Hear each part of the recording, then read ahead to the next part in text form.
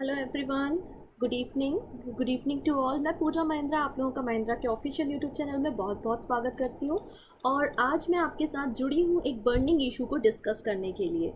ठीक है, तो अगर आप लोग बिल्कुल फेसबुक रन करते होंगे, आजकल इंस्टा चल रहा है तो इंस्टाग्राम को भी रन करते होंगे, वहाँ पर आपको हैशटैग सेफ लक्षद्वीप बहुत ट्रोलिंग करता हुआ दिखाई दे रहा होगा। हैशटैग लक्षद्वीप जो है, सेफ लक्षद्वीप करके आपको कई सारे हैशटैग देखने को मिल रहे होंगे। तो क्या चल रहा है आखिरकार लक्षद्वीप में ऐसा कि बड़े बड़े राजनीतिक, केंद्र सरकार, स्टेट गवर्नमेंट्स और बड़े बड़े हमारे एक्टर्स वगैरह जो है वो लक्षद्वीप को सेव करने की बातें कर रहे हैं, या फिर हैशटैग सेव लक्षद्वीप कैंपेन को रन किया जा रहा है। तो आइए आज हम लक्षद्वीप के बारे में, जो भी वहाँ पर एडमिनिस्ट्रेटिव रूल चल रहा है, वहाँ पर जो भी प्रॉब्लम चल रही है, तो उन सारी प्रॉब्लम को आज हम डिस्कस करने वाले हैं अपने इस बर्निंग इशू में। तो ज़्यादा से ज़्यादा लोगों के बीच में इस लिंक को शेयर कर दीजिए, क्योंकि ये टॉपिक बहुत इंपॉर्टेंट है और आई होप आप सभी लोगों को इस टॉपिक के बारे में जान लेना चाहिए कि why new rules in Lakshadweep have caused anger. क्यों वहाँ की जनता इतनी ज़्यादा गुस्से में है कि वो प्रोटेस्ट कर रही है। तो सबसे पहले हम लक्षद्वीप के बारे में जानेंगे और उसके बाद हम वहाँ पे क्या ड्राफ्ट पेश किया गया है, क्या प्रस्ताव आया है, क्यों लोग प्रोटेस्ट कर रहे हैं, वो सारी बातों को हम जानेंगे। साथ ही साथ हम जानेंगे कि गुंडा एक्ट क्या है, क्यों गुंडा एक्ट के कारण लोग प्रोटेस्ट कर रहे हैं। अच्छा, ये सारी चीज़ों को डिस्कस करने से पहले एक बेसिक सी बात है। अब मौसम बहुत अच्छा हो रहा है, अगर हमें कहीं घूमने जाना है, किसी आइलैंड में घूमने जाना है, तो हमारे दिमाग में आता है मालदीव्स। मालदीव में घूमने जाना चाहिए, ऐसा है कि नहीं, है ना। तो अगर हमारे भारत का कोई व्यक्ति, कोई एडमिनिस्ट्रेटिव ऐसा सोचे कि लक्षद्वीप भी मालदीव की तरह हो जाए और हमारा एक टूरिस्ट प्लेस बन जाए, कौन, लक्षद्वीप, तो जिससे वहाँ के रोजगार को भी बढ़ावा मिलेगा, वहाँ के लोगों की लाइफ स्टाइल में भी बढ़ावा आएगा, साथ ही साथ भारत को भी इससे काफ़ी ज़्यादा प्रॉफिट होगा। तो इसी उद्देश्य से हमारे जो एडमिनिस्ट्रेटिव है उन्होंने कुछ ड्राफ्ट को पेश किया। ये हमारा जो है वो ड्राफ्ट है जो कि लक्षद्वीप के एडमिनिस्ट्रेटिव की तरफ से है। अब प्रोटेस्ट के रीज़न क्या है, वो सब चीज़ों को आज हम यहाँ पर डिटेल में डिस्कस करने वाले हैं। तो सबसे पहले जानते हैं कि लक्षद्वीप, तो लक्षद्वीप कहाँ पर है। तो आप देख सकते हैं अरेबियन सी में आपको यहाँ पर केरला से लगभग 200 से 400 किलोमीटर की डिस्टेंस पे, 200 से लेके 400 किलोमीटर की डिस्टेंस पे आपको क्या मिलेगा, लक्षद्वीप मिलेगा, जो कि भारत का हिस्सा है, भारत की एक यूनियन टेरिटरी है। क्या है, भारत की एक यूटी है। अच्छा, इस पूरे सेशन में, इस पूरे बर्निंग इशू को डिस्कस करते हुए मैं आपसे एक छोटा सा क्वेश्चन भी पूछूंगी, अगर आपको उसका आंसर पता है तो डेफिनेटली आप मुझे कमेंट सेक्शन में करके बताइएगा। ठीक है, तो आइए सबसे पहले हम लक्षद्वीप के बारे में जानते हैं और फिर बर्निंग इशू को डिस्कस करते हैं कि क्यों ये न्यूज़ में है। ठीक है, तो सबसे पहले देखते हैं, ये जो है ये है प्रफुल्ल के पटेल। तो प्रफुल्ल के पटेल, देखिएगा हमारी जो यूनियन टेरिटरीज होती हैं, या तो वहाँ पर एडमिनिस्ट्रेटिव होते हैं, प्रशासक होते हैं, या तो फिर वहाँ पर लेफ्टिनेंट गवर्नर होते हैं। ठीक है, जैसे कि दिल्ली में लेफ्टिनेंट गवर्नर है, वैसे ही दादर नगर हवेली, दमन एंड दीव की बात करते हैं, एंड हम लक्षद्वीप की बात करते हैं, तो वहाँ पर कौन होते हैं, प्रशासक होते हैं, एडमिनिस्ट्रेटिव होते हैं। तो इनको अपॉइंट कौन करता है, चाहे वो लेफ्टिनेंट गवर्नर हो या फिर किसी केंद्र शासित प्रदेश के प्रशासक हो, इन सभी की नियुक्ति करने का काम भारत के राष्ट्रपति के द्वारा ही किया जाता है। तो दादर नागर हवेली और दमन और दीव के जो प्रशासक थे वो कौन थे, प्रफुल्ल के पटेल थे। और जो हमारे लक्षद्वीप था उसके प्रशासक कौन थे, दिनेश्वर शर्मा थे, लेकिन इनका निधन हो गया। जब इनका निधन हो गया तो प्रफुल्ल के पटेल को ही लक्षद्वीप का जो है वो प्रशासक, मतलब एक्स्ट्रा चार्जेस दे दिए गए। तो अभी लक्षद्वीप के दादर नागर हवेली और दमन और दीव के जो प्रशासक हैं वो कौन है, प्रफुल्ल के पटेल है, जिनकी फोटो आप देख सकते हैं। ठीक है, इनकी नियुक्ति कौन करता है, तो भारत के राष्ट्रपति के द्वारा की जाती है। ठीक है, अगर हम लक्षद्वीप की बात करें तो देखिएगा केरला की तट से, मालाबार तट से लगभग 200 से 400 किलोमीटर की दूर पर आपको 36 आइलैंड्स दिखाई देंगे। इन 36 आइलैंड से मिलकर बना हुआ है लक्षद्वीप। ठीक है ना, जिसमें आप देख सकते हैं चैतलक, किल्तन, बित्रा, ये सभी जो आइलैंड है वो किसके हैं, लक्षद्वीप के हैं। लक्षद्वीप का सबसे बड़ा जो आइलैंड है वो कवरत्ती है, और कवरत्ती जो है वो लक्षद्वीप की कैपिटल भी है। आप देख सकते हैं ये मिनी कॉय है ना। तो ये सारे जो 36 आइलैंड आपको दिखाई दे रहे हैं ये लक्षद्वीप के, हालांकि अब 36 रह नहीं गए हैं, अब टोटल जो आइलैंड्स बने हैं वो 35 बचे हैं, क्योंकि एक आइलैंड जो है वो डूब गया है। तो आज का आपका जो क्वेश्चन रहेगा वो यही है कि कौन सा आइलैंड है जो है वो डूब गया है, ये आपको आंसर करना है। अरेबियन सी में कौन सा आइलैंड है जो खत्म हो चुका है, डूब चुका है, और लक्षद्वीप में वर्तमान में 36 की जगह 35 आइलैंड बचे हैं। तो जो भी आपका आंसर होगा कमेंट सेक्शन में ज़रूर बताइएगा। और जो पहली बार हमारे सेशन को देख रहा है, इस तरीके के बर्निंग इशू को अगर पढ़ना चाहता है तो हमारे चैनल को सब्सक्राइब कर लेगा, जिससे अपकमिंग क्लासेस के नोटिफिकेशन मिलते रहेंगे, और ज़्यादा से ज़्यादा लोगों के बीच में लिंक को एक बार शेयर भी कर दीजिए। ठीक है, चलिए तो अरेबियन सी में आपने क्या देखा, आपको लक्षद्वीप देखने को मिला। बेसिकली जो लक्षद्वीप है वो हमारे भारत की सबसे छोटी यूनियन टेरिटरी है जहाँ की जनसंख्या भी बहुत कम है, और लक्षद्वीप तो अभी न्यूज़ में भी था क्योंकि ये जैविक खेती मतलब आपकी जो ऑर्गेनिक फार्मिंग करने वाली भी यूटी बन चुकी है। क्लियर है। तो सिक्किम की बात करते हैं तो 36 आइलैंड से मिलके बना हुआ है, केरला के तट से बिल्कुल यहाँ पर जुड़ा हुआ है। यहाँ पर बेसिकली मलयालम भाषा को बोली जाती है, और 1956 में जब केरला का गठन हुआ था तब उस समय लक्षद्वीप को भारत का यूनियन टेरिटरी का हिस्सा बनाया हुआ था। ठीक है, तो 1956 में लक्षद्वीप को हमने यूनियन टेरिटरी बनाया, ये इसकी जोग्राफिकल लोकेशन थी। अगर हम इसको डेमोग्राफी की बात करते हैं तो 2011 की जनगणना के अनुसार यहाँ पर जनसंख्या घनत्व बहुत कम है। यहाँ पे जनसंख्या बहुत कम है, केवल 65,000 से लेकर 70,000 के लोग आसपास के लोग यहाँ पर लक्षद्वीप में रहते हैं।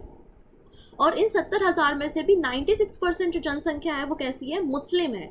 कैसी जनसंख्या है, मुस्लिम आबादी यहाँ पर रहती है, और इतने ज़्यादा लोग डेवलप नहीं है। नारियल की खेती पर, इसके अलावा फिशरी पर, मत्स्य पालन पर, इन सभी चीज़ों पे बेसिकली यहाँ की जनसंख्या डिपेंड करती है।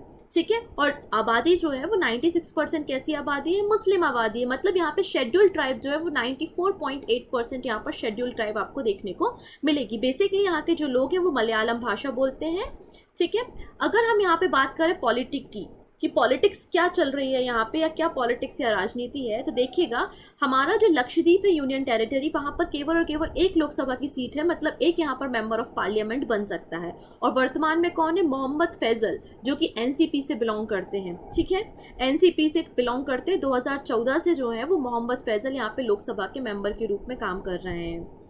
इसके अलावा अगर हम बात करें तो यहाँ पर एडमिनिस्ट्रेशन चलाने के लिए एक दीप पंचायत काउंसिल भी चलती है। तो 2017 से यहाँ पे कांग्रेस जो है वो मेजॉरिटी में डिस्ट्रिक्ट पंचायत के दीप पंचायत में जो है वो इलेक्शन को जीता है। तो बेसिकली कांग्रेस की पार्टी यहाँ पर जो है, कांग्रेस और एनसीपी वगैरह जो है यहाँ पर रूल करती है लोकसभा की सीट पर। और अभी एडमिनिस्ट्रेटिव कौन देख रहा है, आपका बीजेपी का व्यक्ति प्रफुल्ल के पटेल देख रहे हैं। आइए अब हम बातें करते हैं क्या दिक्कत हो गई है, क्या ड्राफ्ट पेश किया गया है, और क्यों यहाँ पर प्रोटेस्ट चल रहा है, और इस प्रोटेस्ट के कारण हैशटैग सेव लक्षद्वीप कैंपेन क्या है। तो आइए इन सारे विषयों पे आज हम एक एक करके बातें करते हैं। बेसिकली प्रफुल्ल के पटेल या फिर केंद्र सरकार का ये कहना है कि हम लक्षद्वीप को भी मालदीव की तरह एक टूरिस्ट प्लेस बनाना चाहते हैं, उसका भी डेवलपमेंट करना चाहते हैं, जिससे वहाँ के लोगों को भी इसका लाभ मिले। इसके कारण हमने ये ड्राफ्ट पेश किया है, ऐसा केंद्र सरकार का कहना है।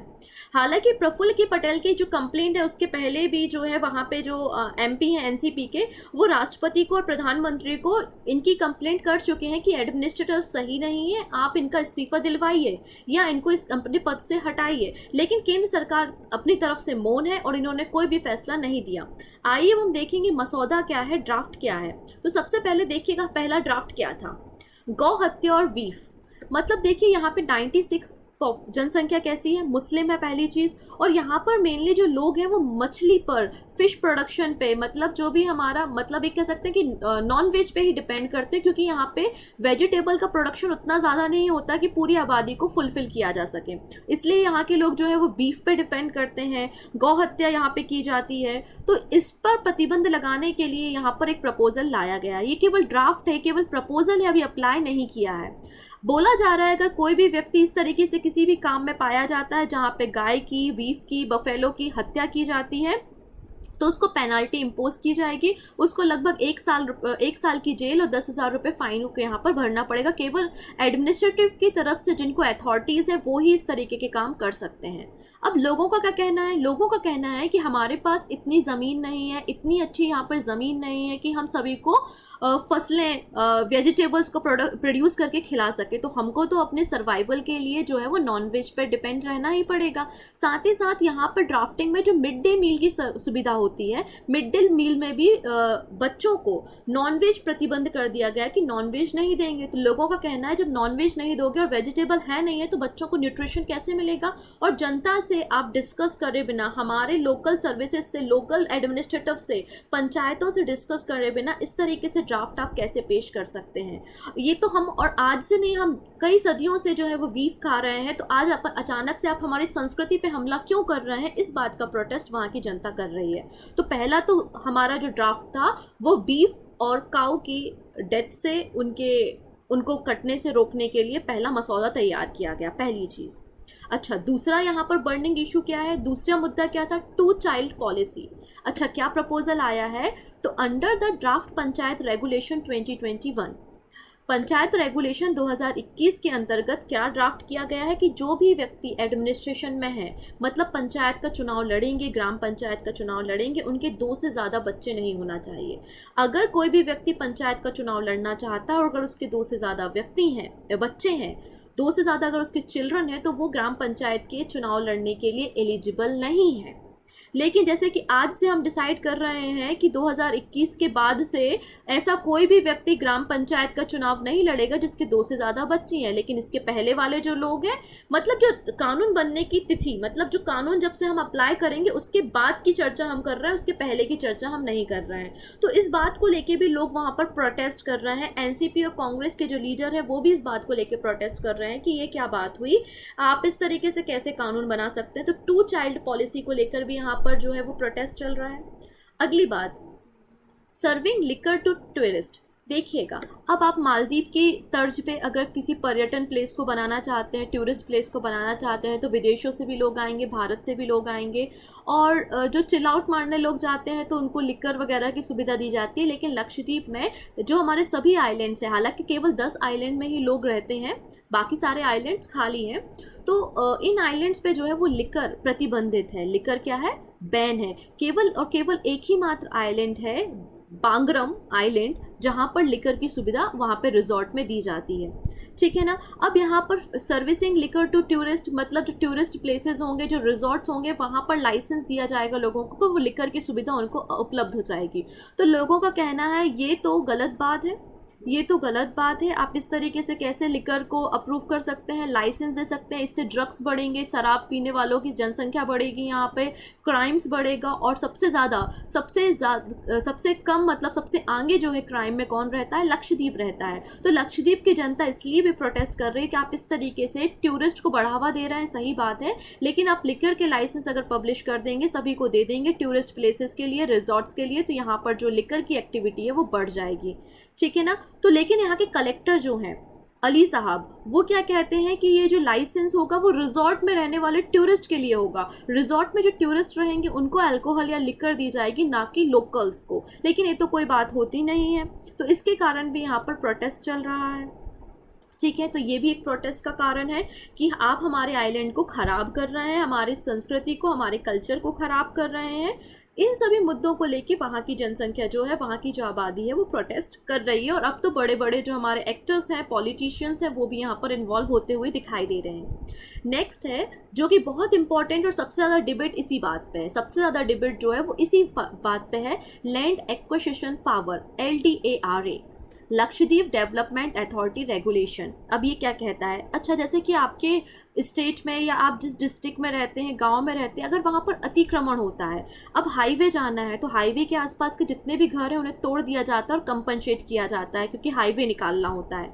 मतलब जब भी इंफ्रास्ट्रक्चर को डेवलपमेंट करने की बात आती है, किसी भी स्टेट में, किसी भी सिटी में जब भी डेवलपमेंट करने की बात आती है, तो क्या होता है? अतिक्रमण तो होता ही है, बिल्डिंग्स वगैरह को गिराया जाता है, लोगों को एक प्लेस से दूसरे प्लेस पे डिस्प्लेस किया जाता है। तो यहाँ पर भी लक्षद्वीप को अगर आपको मालदीव की तरह बनाना है, वहाँ पर इंफ्रास्ट्रक्चर डेवलपमेंट करना है, तो वहाँ पर जो लोकल बॉडीज़ हैं, जो लोकल लोग रह रहे हैं, उनको वहाँ से डिस्प्लेस करना पड़ेगा, उनको कहीं और रहने के लिए बोलना पड़ेगा, है कि नहीं? तो लोग इस बात पे भी प्रोटेस्ट उठा रहे हैं, लोग इस बात पे भी विरोध कर रहे हैं कि हम अपनी जगह को छोड़ के नहीं जाएंगे, पहले आपको वहाँ की रेसिडेंट से बात करनी चाहिए इस तरीके के कोई भी प्रोजेक्ट को रन करने के लिए। तो प्रशासन ने लक्षद्वीप विकास प्राधिकरण विनियम, मतलब LDARA का मसौदा तैयार किया है, जिससे द्वीपों पर कस्बों के विकास की निगरानी की जा सके, हम डेवलपमेंट कर सकें अपने आइलैंड्स का, जिससे भूमि का क्या किया जाएगा, एक्विजिशन किया जाएगा और लैंड को यूटिलाइज किया जाएगा, और जो लोग भी वहाँ पर रहते हैं उनको वहाँ से डिस्प्लेस करने के लिए प्रोविज़न बनाया जा रहा है। तो इस बात पे भी लोगों का प्रोटेस्ट चल रहा है कि हम सदियों से यहाँ पर रह रहे हैं और हम अपनी जगह को छोड़कर नहीं जाएंगे। आपको अगर ऐसा कोई भी मसौदा तैयार करना है तो पहले वहाँ की रेसिडेंट से आपको बात करनी चाहिए। अगली बात है एंटी गुंडा रेगुलेशन। अच्छा, अब ये क्या है एंटी गुंडा regulation? Basically anti social activity regulation के अंतर्गत इसको यहाँ पर पास किया गया है। ऐसा बोला जा रहा है कि लगातार लक्षद्वीप में भी ड्रग्स के मामले सामने आ रहे हैं, वहाँ के जो यूथ हैं वो ड्रग्स जैसी एंटी सोशल एक्टिविटी में भी इन्वॉल्व होते हुए दिखाई दे रहे हैं। साथ ही साथ जो चिल्ड्रन का सेक्सुअल एब्यूज़ होता है वो भी वहाँ पर लगातार बढ़ते जा रहा है। मतलब इलीगल बिजनेस में, इलीगल वर्क्स में वहाँ के यूथ जो है वो लगातार इन्वॉल्व होते जा रहे हैं। इसलिए कलेक्टर साहब का ये कहना है कि एंटी गुंडा रेगुलेशन एक्ट को हम पास करेंगे। मतलब इसके अंतर्गत अगर कोई भी व्यक्ति हमको इस तरीके से इलीगल काम करते हुए दिखाई देता है, इलीगल एक्टिविटीज़ में इन्वॉल्व होता है, तो उसको 6 महीने से लेकर 1 साल तक का हम क्या देंगे, सज़ा देंगे। साथ ही साथ पेनल्टी को भी वहाँ पर इम्पोज किया जाएगा, जिससे लक्षद्वीप में शांति बनाई जा सके।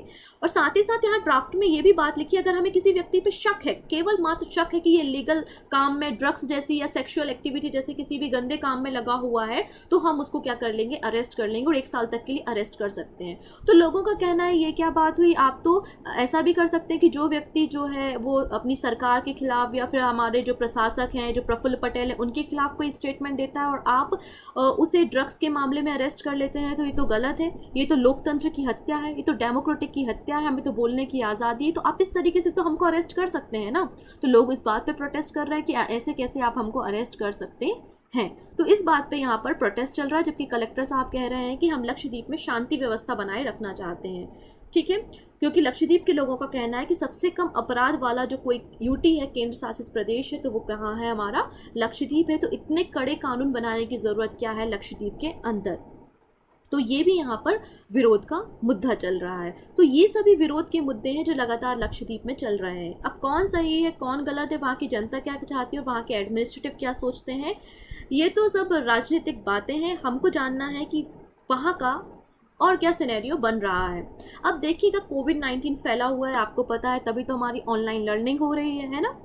अच्छा, तो जो हमारी फर्स्ट वेव आई थी, काफ़ी सारा भारत में उसका देखने को मिला, फर्स्ट वेव का, और सेकेंड वेव भी देखने को मिली, लेकिन लक्षद्वीप में फर्स्ट वेव का कोई असर नहीं था। लक्षद्वीप में फर्स्ट वेव में कोई भी केस रिकॉर्ड नहीं किया गया था, लेकिन जैसे ही सेकेंड वेव आई, सेकेंड वेव में कई सारे जो मरीज़ हैं कोविड-19 के, वो वहाँ पर लक्षद्वीप में देखे गए। तो लगभग 7,000 के आसपास जो है वो यूटी लक्षद्वीप में कोविड-19 के केसेस वहाँ की फर्स्ट वेव में देखे गए। मतलब सेकेंड वेव का असर वहाँ पर एज अ फर्स्ट वेव ही ट्रीट किया जा रहा है, क्योंककि वहाँ पे फर्स्ट वेव में कोई भी कोविड-19 केस नहीं थे, क्योंकि वहाँ के एडमिनिस्ट्रेटर ने उस तरीके से ध्यान दिया था। तो कोच्चि से कवरत्ती तक जो भी हमारी टूरिस्ट के लिए लोगों का आना जाना था, सब कुछ प्रतिबंधित कर दिया गया था। सभी लोगों का आना जाना बंद था, टूरिस्ट एक्टिविटी बंद थी, इसलिए पहली वेव में कोविड-19 का कोई भी केस लक्षद्वीप में नहीं देखा गया। लेकिन कोविड-19 जब सेकेंड वेव आई, तो इस तरीके से एडमिनिस्ट्रेशन ने ध्यान नहीं दिया, जिसके कारण वहाँ की काफ़ी बड़ी आबादी जो है, अब 70,000 लोग रहते हैं, जिसमें से 7,000 लोग जो है वो कोविड पॉजिटिव हो गए हैं, और जिनमें से भी 28 डेथ हो गई हैं। तो अगर परसेंटेज हिसाब से देखें तो परसेंटेज बहुत ज़्यादा हो जाता है। इससे भी वहाँ की जनता जो है वो खुश नहीं है, वो काफ़ी नाराज़ है और प्रोटेस्ट कर रही है कि एडमिनिस्ट्रेटर अच्छा नहीं है। एडमिनिस्ट्रेटिव अगर प्रशासक अच्छा होता, लोगों को क्वारंटीन करता, और अगर ये जो सर्विसेज हैं कवरत्ती से लेके कोच्चि तक की जो सर्विसेज हैं या टूरिस्ट सर्विसेज हैं, उनको अभी बंद रखता, या फिर RT-PCR की जो सुविधाएँ उपलब्ध कराता, तो इस तरीके से कोविड-19 के केसेस जो हैं वो लक्षद्वीप में सेकेंड वेव में भी देखने को नहीं मिलते। इसलिए यहाँ की जनता भी इस मैटर पे क्या कर रही है, प्रोटेस्ट कर रही है। तो ये सभी बर्निंग इश्यूज हैं और मुद्दे हैं, जिसके कारण वहाँ की जनता थोड़ी सी एडमिनिस्ट्रेटिव से नाराज़ है और एडमिनिस्ट्रेटिव को रिज़ाइन करने की बातें की जा रही हैं। आई होप आप लोगों को ये सारी चीज़ें समझ में आई होंगी। अगर आपको समझ में आई हैं तो बिल्कुल ज़्यादा से ज़्यादा लोगों के बीच में शेयर कीजिएगा, और थैंक यू सो मच। इस तरीके के बर्निंग इशू के साथ हम आगे भी आपके साथ जुड़ेंगे। हाँ, और मेरा क्या क्वेश्चन था कि बताइए कौन सा आइलैंड लक्षद्वीप का था जो अरेबियन सी में डूब गया है, तो उसका आंसर आपको कमेंट सेक्शन में देना नहीं भूलना है। Thank you so much, good night, take care, घर पे रहिए, अपना ध्यान रखिए, अपनों के साथ रहिए। हम फिर मिलेंगे इसी तरीके के बर्निंग इशू के साथ, तब तक के लिए टेक केयर, बाय बाय।